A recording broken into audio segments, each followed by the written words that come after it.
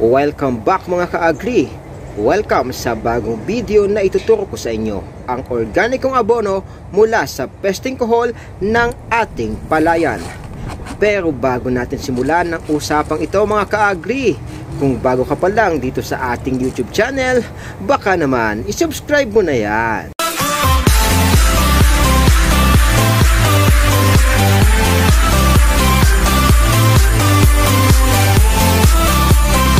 Ang golden apple snail o mas kilala sa tawag na kuhol ay isa sa pinakamalaking problema sa ating palayan.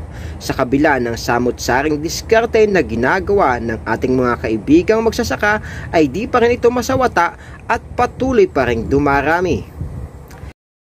Pero dito sa ating video, ituturo ko sa inyo kung paano nga ba gawing organikong abono ang mga pesting kuhol. Ang KAA o kuhol amino acid ay isa sa pwede nating gawing paraan para gawing abono ang mga problemang kuhol ng ating palayan. Bukod kasi sa natural na kakayahan nito na makapagbigay ng nutriheno sa ating alagang halaman, ay likas na organiko ito. Ito ang ilang benepisyo ng kuhol amino acid. Una, pinapalakas ang natural na kakayahan ng lupa at maiwasang maging acidic ito. Pangalawa, nakapagbibigay ito ng 12 to 14% ng nitrogen na lubhang kailangan ng ating halaman. At pangatlo, walang masamang epekto sa kalikasan at sa tao. Kaya mga ka-agri, huwag na nating patagalin ang usapang ito. Ituturo ko na sa inyo ang proseso kung paano nga ba gawin ang KAA o ang kuhol amino acid. Mga kagamitan: Manila paper, timba, molasses, tali, marker at timbangan. Proseso: Una, hugasan ang mga nakolektang kuhol.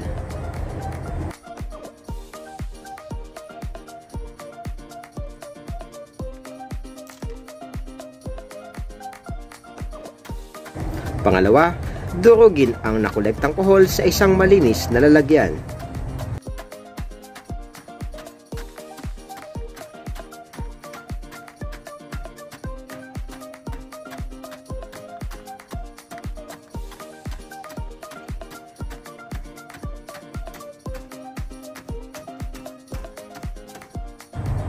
Pangatlo, timbangin ang dinurog na kuhol.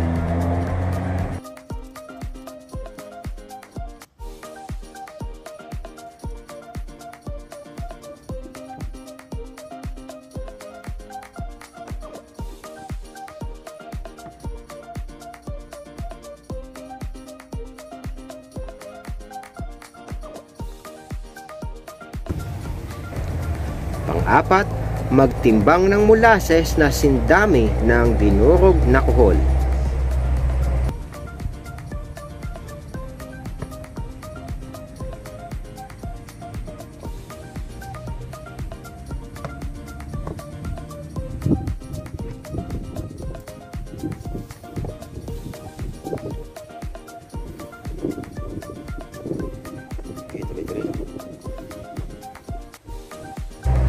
Panglima, paghaluin ang dinurog na kuhol at molasses na may 1:1 ratio.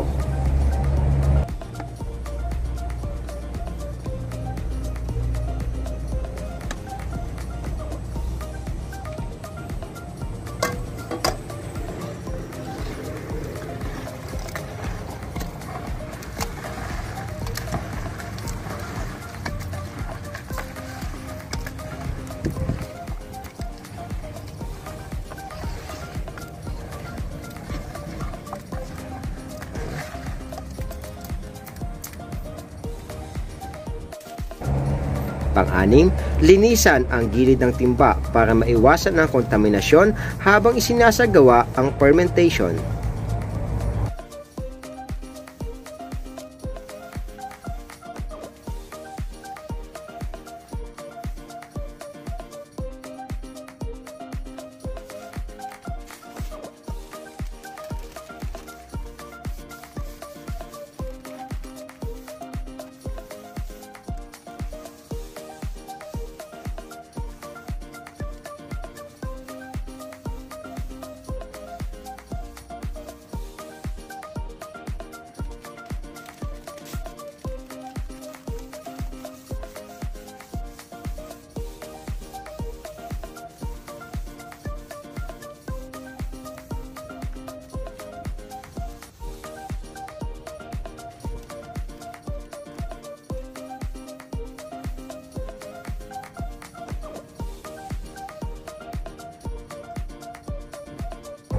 Pang-7, takpan ang timba gamit ang Manila paper at siguraduhin na maayos itong natakpan.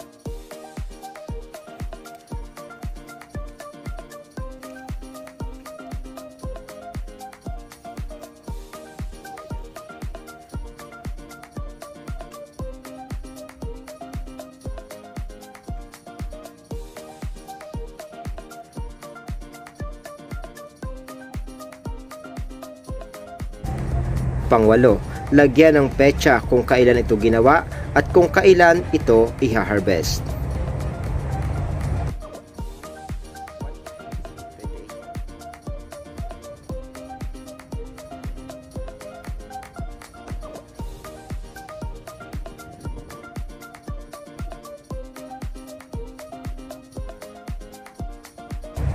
Mga kailangan tandaan, mas matagal o mas mahabang panahon ng fermentation ay nagre-resulta ng mas magandang epekto sa ating halaman.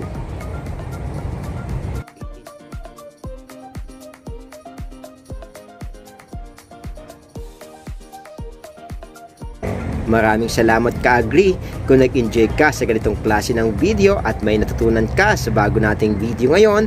I-subscribe mo na ang ating YouTube channel para ma-update ka sa ating mga bagong i-upload pang video. Maraming salamat!